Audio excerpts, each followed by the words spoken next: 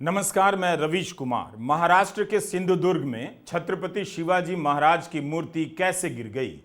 क्या हवा ही एकमात्र कारण है या मूर्ति के निर्माण में कोई कमी थी? मूर्ति गिरने से राज्य सरकार निशाने पर आ गई है क्योंकि इसे राज्य सरकार की तरफ से बनवाया गया था। अभी तक ये समझा जा रहा था कि नौसेना दिवस पर इसका उद्घाटन हुआ, कार्यक्रम नौसेना का था तो मूर्ति भी नौसेना की तरफ से बनवाई गई, मगर यह जानकारी निकल कर आ रही है कि मूर्ति राज्य सरकार की तरफ से बनवाई गई। मूर्ति बनाते समय नौसेना से सब कुछ साझा किया गया। हिंदुस्तान टाइम्स ने भी लिखा है कि नौसेना ने केवल असेंबल की गई मूर्ति को चबूतरे पर स्थापित किया। वैसे राज्य सरकार ने भी इस मामले में एफआईआर की है और नौसेना भी जांच कर रही है।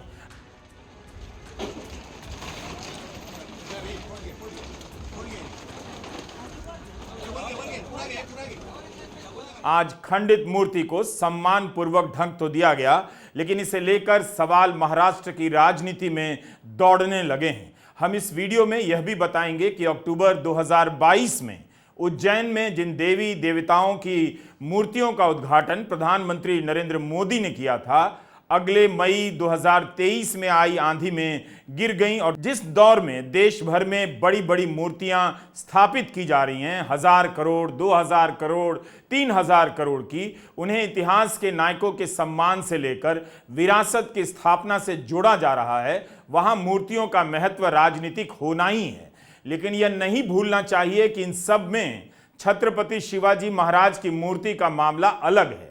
उनकी मूर्ति 1 साल के भीतर गिर जाए तो सवाल उठेंगे। महाराष्ट्र में छत्रपति शिवाजी महाराज आराध्य की तरह पूजे जाते हैं। शिवसेना, उद्धव ठाकरे, कांग्रेस, एनसीपी, समाजवादी पार्टी और एएमआईएम सभी दलों ने इसके लिए राज्य सरकार की आलोचना की है और भ्रष्टाचार के आरोप लगाए हैं। राजनीतिक दलों की तरफ से शिवाजी का आह्वान अलग पहलू तो है ही, लेकिन आप महाराष्ट्र के किसी भी कोने में जाइए, शिवाजी की मूर्ति मिलेगी। उनके नाम पर दुकानें, मैदान, संगठन, संस्थाएं, स्कूल, कॉलेज, तमाम चीजें मिलेंगी। इसकी कोई गिनती नहीं है।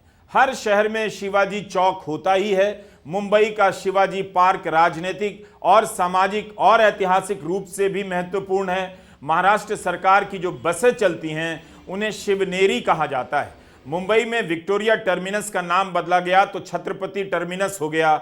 मुंबई का एयरपोर्ट छत्रपति शिवाजी एयरपोर्ट कहलाता है।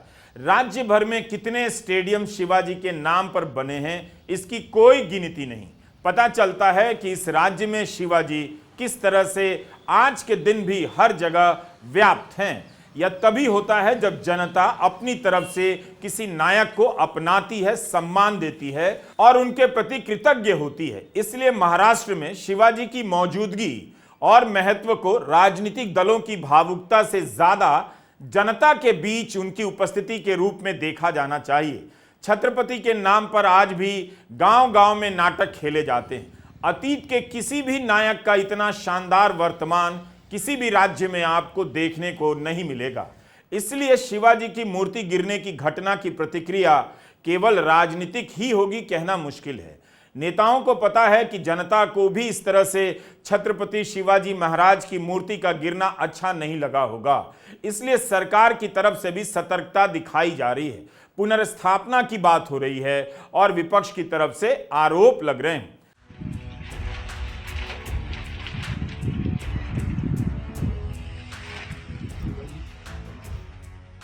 सरकार के मंत्री तुरंत ही मूर्ति स्थल का दौरा करने चले गए तो विपक्ष के नेता भी वहां पहुंचने लगे हैं। राज्य सरकार के कैबिनेट मंत्री और विधायक दीपक केसरकर ने भी मूर्ति स्थल का दौरा किया और अब 23 फुट की जगह 100 फुट ऊंची प्रतिमा बनाने की बात कर रहे हैं। बीजेपी नेता नीलेश राणे भी यहां दौरा करने आए और उन्होंने भी कहा कि मूर्ति के गिरने से गुस्सा आता है, स्वाभाविक है। शिवसेना, उद्धव ठाकरे और कांग्रेस के नेताओं का भी यहां दौरा हो रहा है। कुछ घटनाएं हुई है, वो एक गुस्सा है, मैं उसको गलत नहीं समझता। छत्रपति शिवाजी महाराज हमारे भगवान हैं। अगर ऐसा कुछ होता है और वो इवन मोबाइल पे भी अगर दिखेगा तो गुस्सा आता है, ये स्वाभाविक है। तो इसमें किसी ने रिएक्शन अगर दिया है तो उसमें मैं नहीं मानता उसमें कुछ गलत है। जो कुछ हुआ है वो मैं बोलता हूँ बहुत थोड़ा हुआ है। आपको अंदाजा नहीं है जो नहीं हुआ है।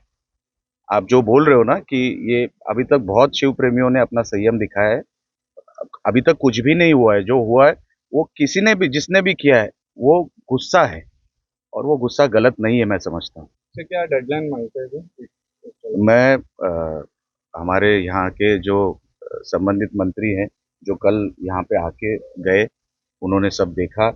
नेवी के अधिकारी यहाँ आज आने वाले हैं या कल कोई आके गए हैं, ऐसे मुझे पता लगा है। वो भी आके जाएंगे और आज एक टाइम बाउंड प्रोग्राम बनाएंगे, उनके साथ हम बैठेंगे और जल्द से जल्द ही पूरा करेंगे। त्याबाबत मुंबईला पोहोचल्याबरोबर मी मुख्यमंत्री महोदय आणि उपमुख्यमंत्री महोदयांशी बोलेन आणि याचा आराखडा तयार करून नेव्हीच्याबरोबर चर्चा करून एक चांगला असा छत्रपती शिवाजी महाराजांचा भव्य पुतळा, हा एकंदर 23 फुटाचा पुतळा होता, किमान तो 100 फुटाचा तरी पुतळा उंचीचा असावा असं मला स्वतःला वाटतं।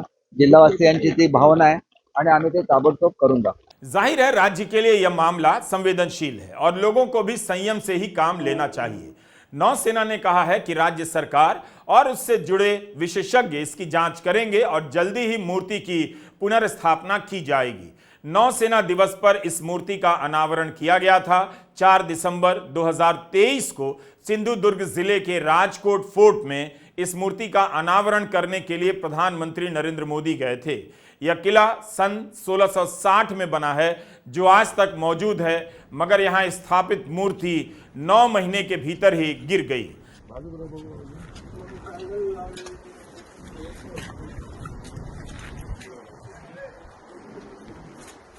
राज्य के मुख्यमंत्री एकनाथ शिंदे ने हवा को जिम्मेदार ठहराया है। कहा है कि 45 किलोमीटर प्रति घंटे की रफ्तार के कारण मूर्ति गिरी है। आणि मी कलेक्टरशी बोलल्यानंतर त्यांनी मला सांगितलं 45 किलोमीटर पर आवर अशा प्रकारचा वारा, सुसाट्याचा वारा जो वोग होता आणि त्या याच्यामध्ये पुतळ्याचं नुकसान झालेलं आहे।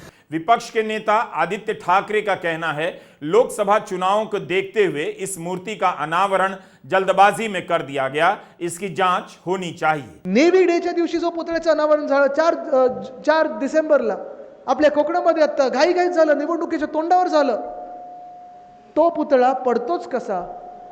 पुतळा बनवताना तुम्ही आधार दिला नव्हता का? क्या इतनी तेज हवा चल रही थी कि मूर्ति सामना नहीं कर पाई? मौसम विभाग ने महाराष्ट्र के तटीय इलाकों के लिए तेज हवाओं की चेतावनी जारी की थी।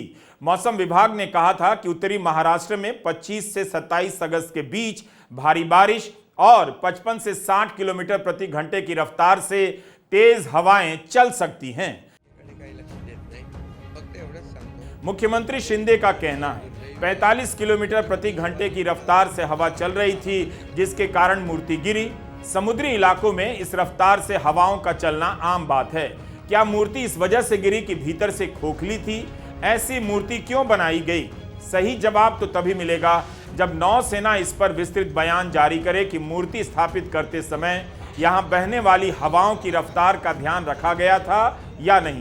इसी जगह पर शिवाजी का बनाया सिंधुदुर्ग किला साक्षात मौजूद है और हवाओं का सामना कर रहा है।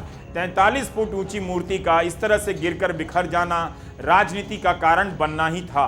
लोग इसलिए भी आहत हैं कि क्या छत्रपति शिवाजी महाराज की मूर्ति बनाने में भ्रष्टाचार हो सकता है, और अगर ऐसा नहीं भी है तो क्या उनकी मूर्ति की स्थापना में लापरवाही हो सकती है कि कमजोर या खोखली मूर्ति लगा दी जाए। आदित्य ठाकरे आरोप लगा रहे हैं कि लोकसभा चुनावों के कारण जल्दबाजी की गई, अब जांच हो।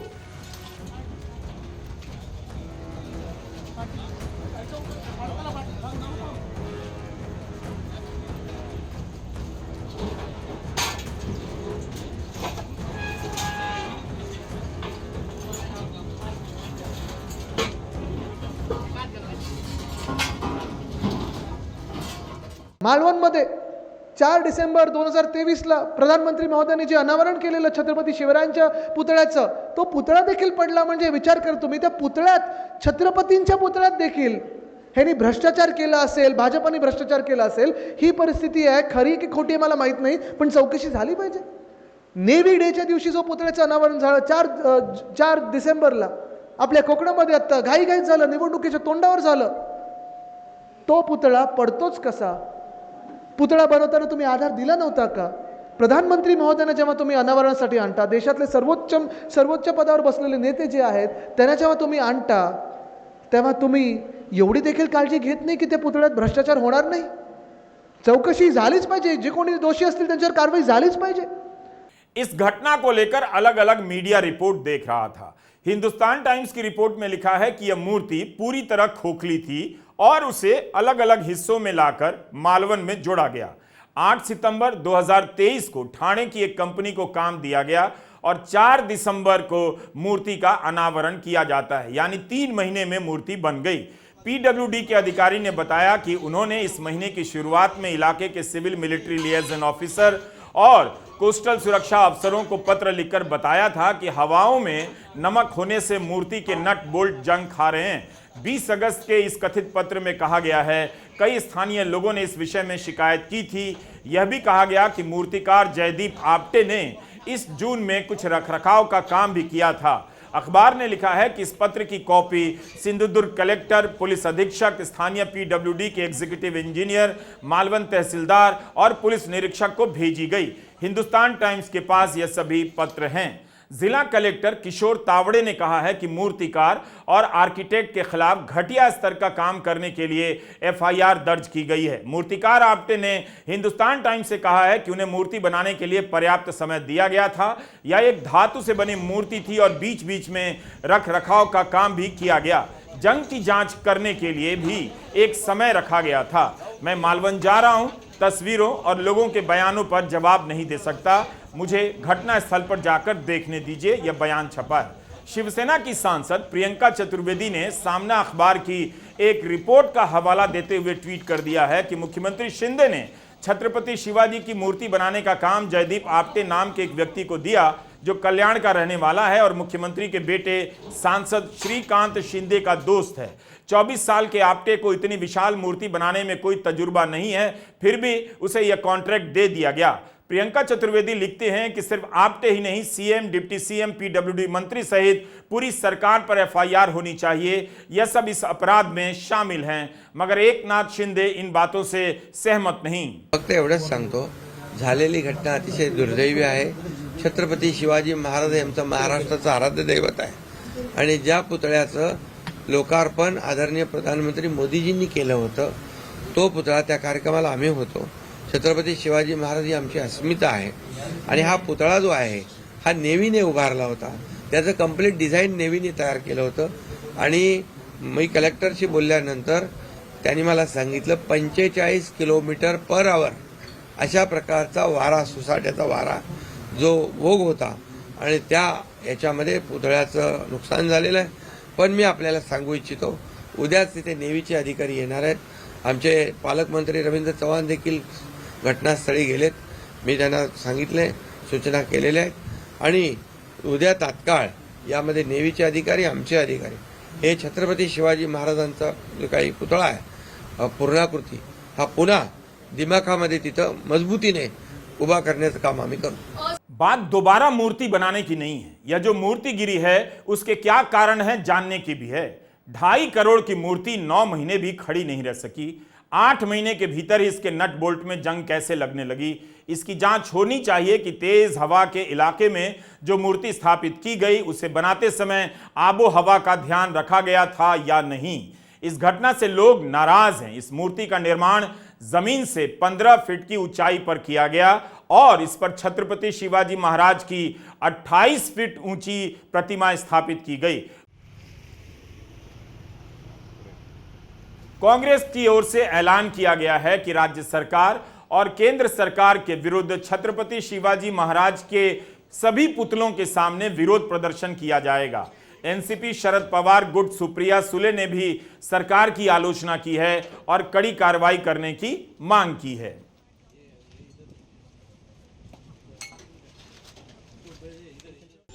अशी घटना झालीच कशी, जेव्हा तुम्ही एवढं मोठ्या माणसाचं, म्हणजे छत्रपती हे आपलं दैवत आहे, आपल्या दैवताचं जेव्हा आपण तिथे एवढं मोठं त्यांचा स्मारक आपण तिथे उभं करतो, त्या स्मारकाच्या इथे या सगळ्या गोष्टींचा विचार केला नव्हता या सरकारने.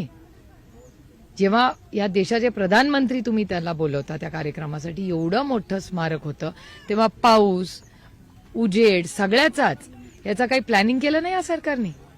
त्यांच्याच काळात झालेलं आहे ना. कोण होतं याचं डिझाईन कोणी केलं, ह्याचं म्हणजे त्याचा कॉन्ट्रॅक्टर कोण होता, त्याचं काही सीझनल याचा विचार केला नाही का या सरकारने. अशा निष्क्रिय आणि असंवेदनशील सरकारचा मी जाहीर निषेध करते.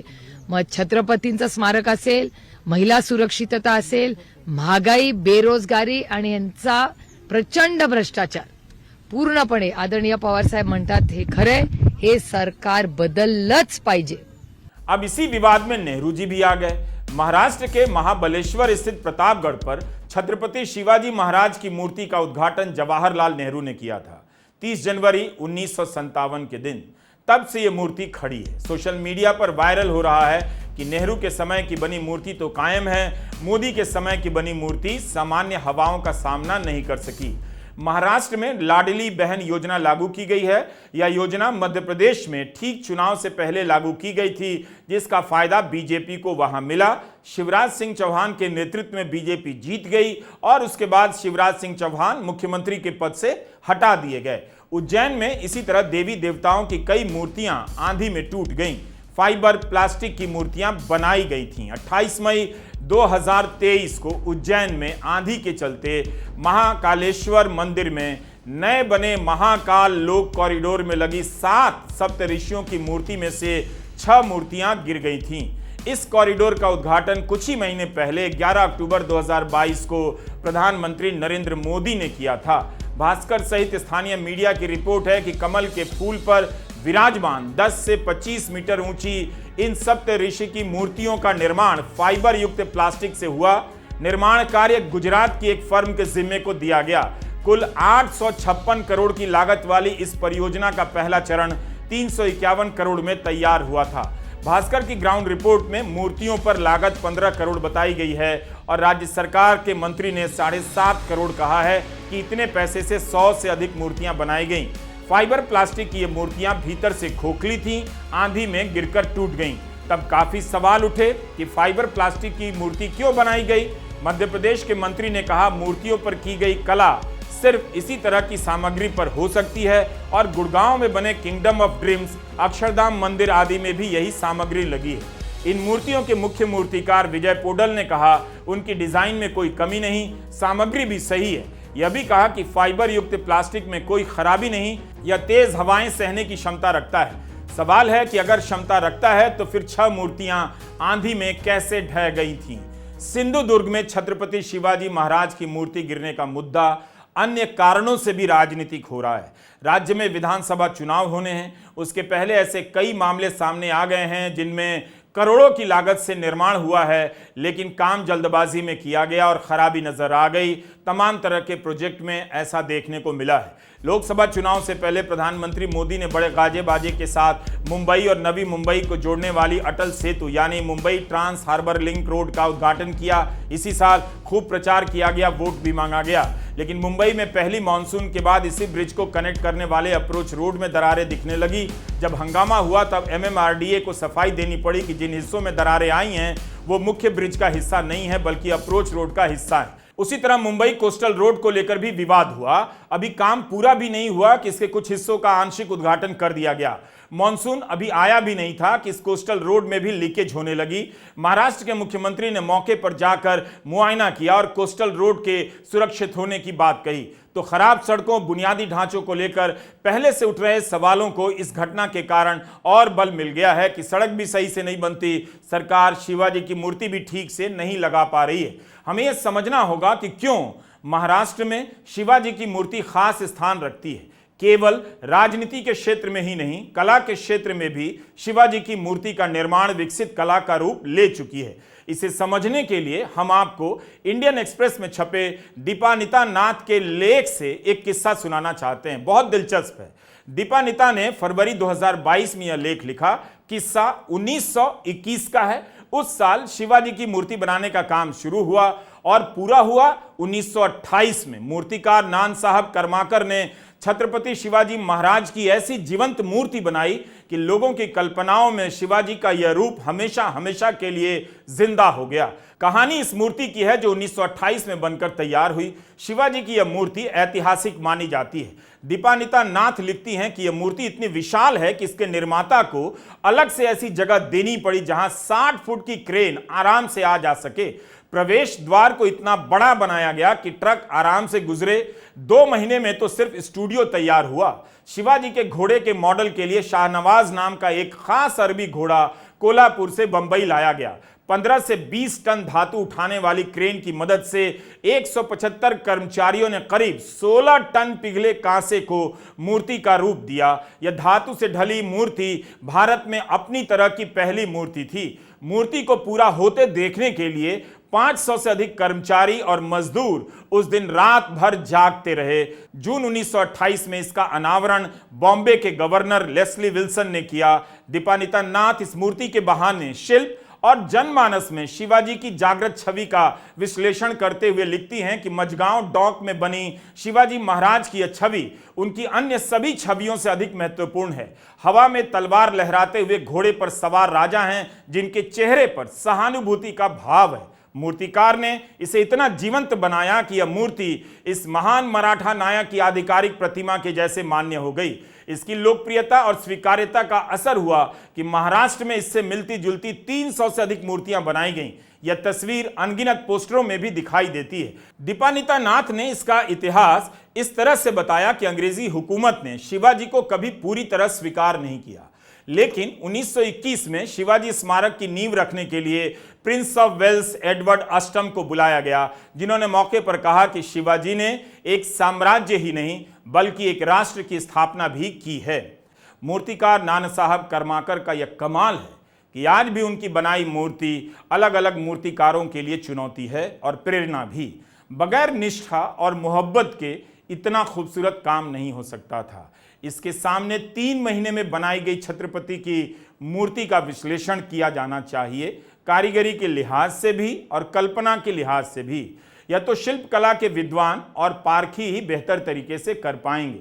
हमें दीपानिता नाथ का यह लेख बहुत शानदार और ज़रूरी लगा कि जब शिवाजी की एक मूर्ति की बात हो रही है, उनकी मूर्तियों के पीछे शिल्प कला और मूर्ति कला की जो परंपरा विकसित हुई है उसे भी जान लेने में कोई हर्ज नहीं। पता चलता है कि आज के दौर में काम करने में गंभीरता में कितनी कमी आ गई है और उसका स्थान हल्कापन लेता जा रहा है। हम समय बचाने में ही रह जाते हैं, काम उस स्तर का नहीं हो पाता कि देख कर लगे कि शाहकार ने किरदार को जिंदा कर दिया है। नमस्कार, मैं रवीश कुमार।